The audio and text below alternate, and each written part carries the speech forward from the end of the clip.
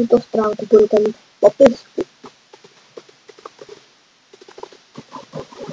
Až si to stáhnete a nainstalujete, tak to bude mít na foře a otevřete si to.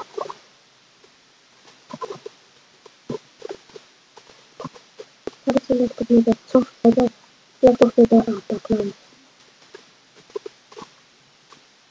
Tady si chcete napojit video, kolik chcete FPS a jak dlouho vám to bude natáčet. Klikněte, já si dávám, klikněte MTV. Jestli můžete dávat taky něco a bude to. A tady si ještě 202 sekundách, co si to chcete prostě po 2 sekundách si to vyfotit. Takže doufám, že tenhle tutoriál vám pomohl a doufám, že tohle video sdílíte mezi kamarády a za čau.